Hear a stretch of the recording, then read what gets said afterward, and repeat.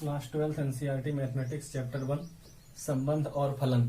संबंध और फलन में हम लोग पढ़ चुके हैं कि संबंध क्या होता है। अभी तक हम लोग पढ़ रहे थे कि एक सेट ए से एक सेट बी में संबंध हम लोग कैसे लिखते हैं। आज हम लोग पढ़ेंगे कि किसी दिए गए सेट ए में ही संबंध किस प्रकार लिखा जाएगा। कोई एक सेट ए दिया गया है और उस सेट ए से सेट ए पर ही संबंध हम लोग कैसे। एक समुच्चय में संबंध रिलेशन इन अ सेट क्या होता है। देखिए, यदि कोई सेट ए मान लीजिए दिया गया है और उस सेट ए से सेट ए पर ही हमको रिलेशन लिखना है, तो वो रिलेशन क्या होगा, कैपिटल आर जो होगा, आर सबसेट हो जाएगा किसका, ए क्रॉस ए का। इसके पहले हम लोगों ने देखा है कि आर जो है वो सबसेट होता था ए क्रॉस बी का। अगर ए और बी दो सेट दिए गए हैं और सेट ए से बी में हमको रिलेशन लिखना है तो आर जो आएगा, आर सबसेट हो जाएगा ए क्रॉस बी का। और अगर हमारे पास केवल एक ही सेट दिया गया है सेट ए, और सेट ए से हमको ए पर रिलेशन लिखना है, तो सेट ए से ए पर जो रिलेशन आर होगा, आर जो वो आर हो जाएगा सबसेट ए क्रॉस ए का।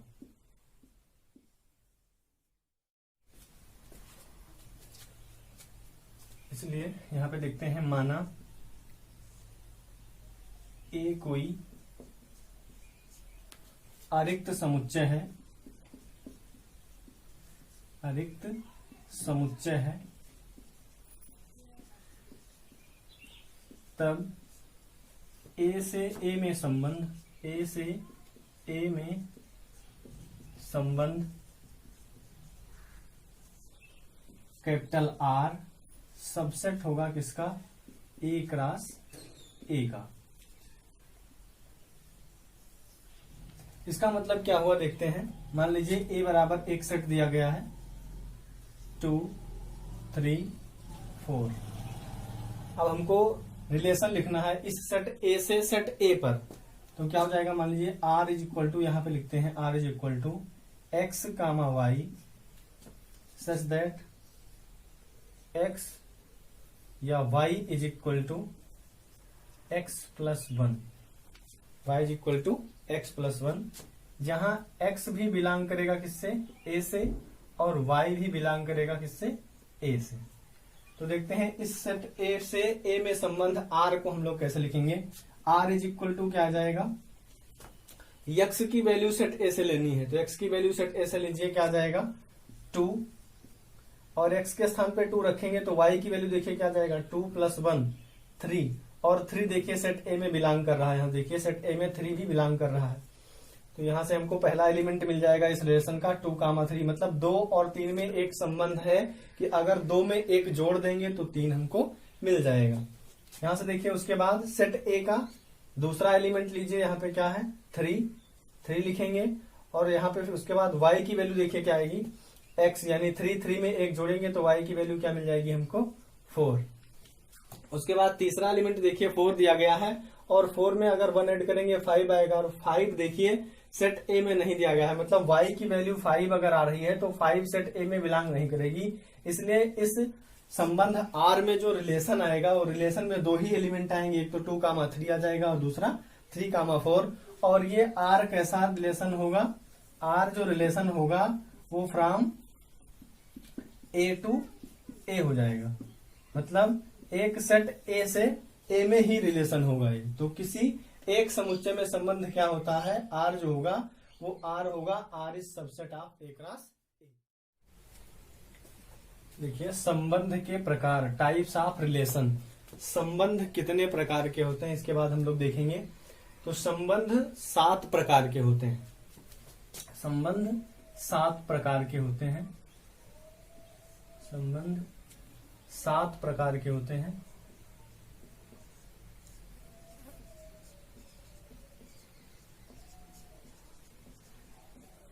हम लोग एक एक संबंध यहाँ पे विस्तार से पढ़ते चलेंगे। सबसे पहला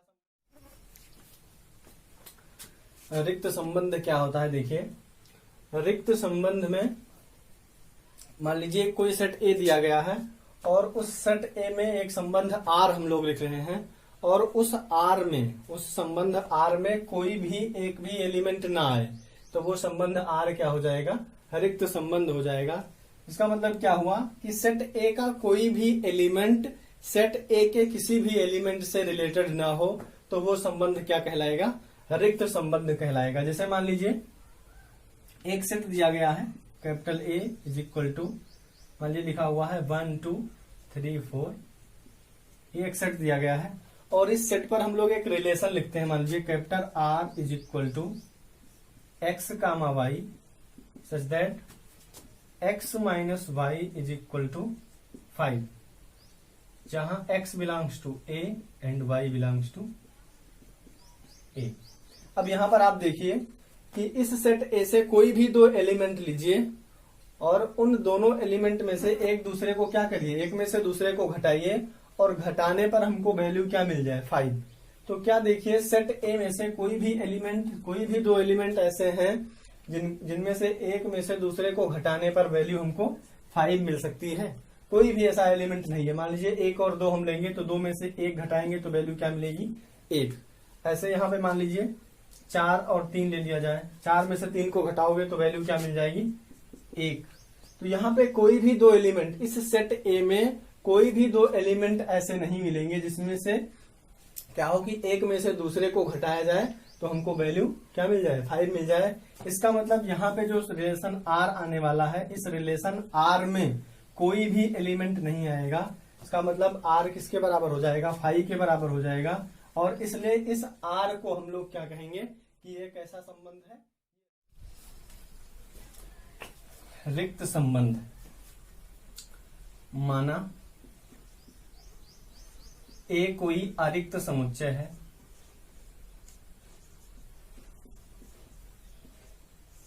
माना ए कोई अरिक्त समुच्चय है,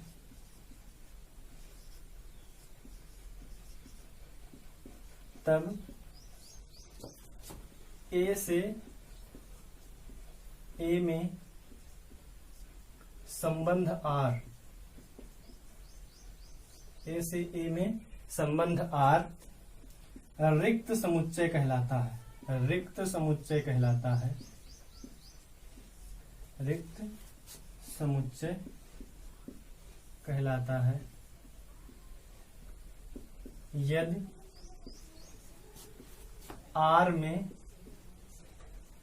एक भी अवयव न हो। रिक्त संबंध का एक और एग्जाम्पल देखते हैं। मान लीजिए set A is equal to दिया गया है 2, 4, 6, 8। अब इस सेट ए से इसी सेट ए पर एक संबंध हम लोग लिखते हैं आर इज इक्वल टू, देखिए आर इज इक्वल टू क्या आ जाएगा? X comma Y such that x और वाई का अंतर एक विषम संख्या है।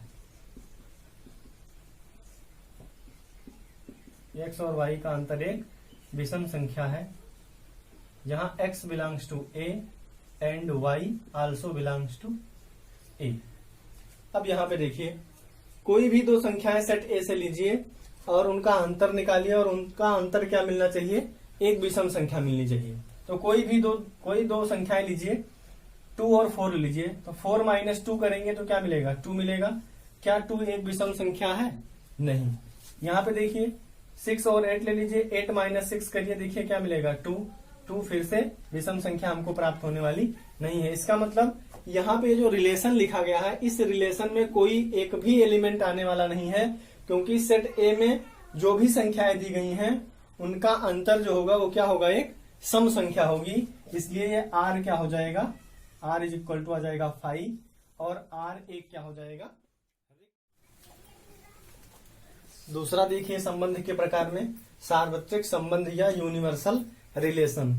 यूनिवर्सल रिलेशन क्या होता है? देखिए मान लीजिए कोई सेट ए दिया गया है, माना ए कोई अरिक्त समुच्चय है, अरिक्त समुच्चय है,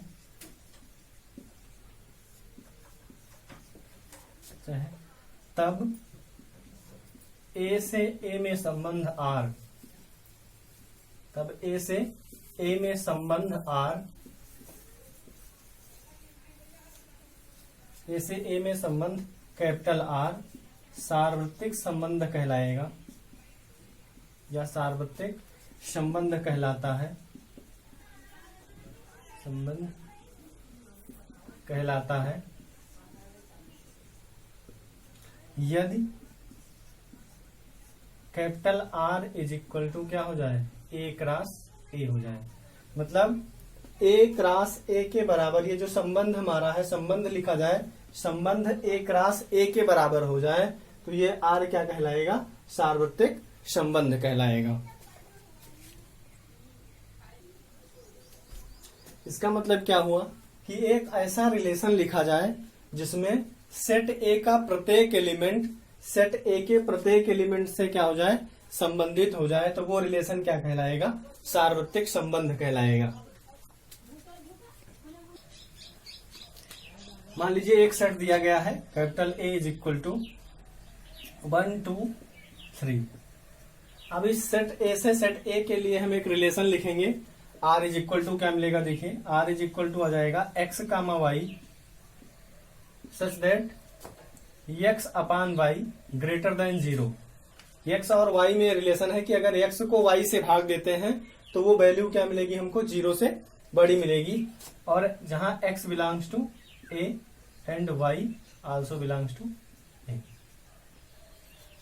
अब देखते हैं यहाँ पे ये जो रिलेशन लिखा गया है, यहाँ पे देखिए एक्स और वाई जो दो एलिमेंट दिए गए हैं उनको हमें कहां से लेना है, सेट ए से लेना है।